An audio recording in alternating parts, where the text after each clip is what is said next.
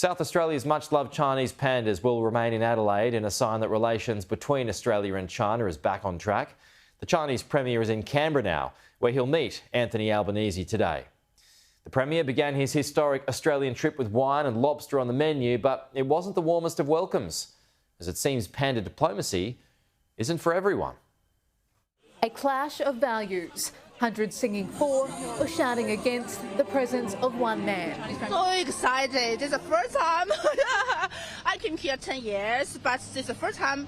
So excited.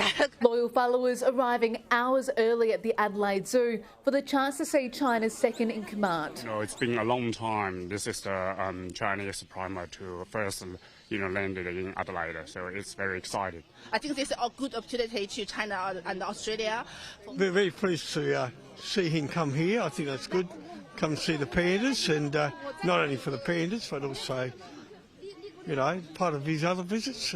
Police kept a close eye on protesters as the Chinese Premier began his first trip to Australia in 7 years. My colleagues are in jails for peaceful pursuit for freedom and democracies, and the Tibets and the Uyghurs are being persecuted for decades, and so I believe this is not right. Inside the zoo, a stark contrast. China's Premier greeted by Adelaide's cutest celebrities to deliver the announcement we've all been waiting for.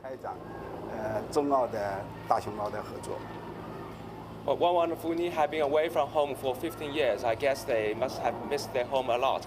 So they will return to China before the end of the year. But what I want to tell you is that we will provide a new pair of equally beautiful, lovely and adorable pandas to the Adelaide as soon as possible so that we can continue. Wang and Funi will leave Adelaide in November, but there's no deadline on when their replacements will arrive, though they come at a price. But we are hopeful that we won't have as elongated process as what we've seen in the past. There was a modest state government contribution to Wang and Funi coming to South Australia, and that will be true again.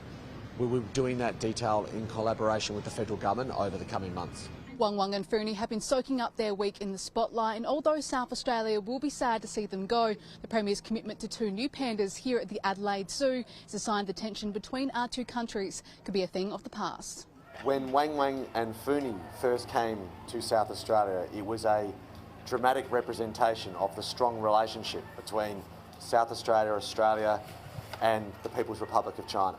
Like a fine wine, the relationship between our 2 countries is getting better with time.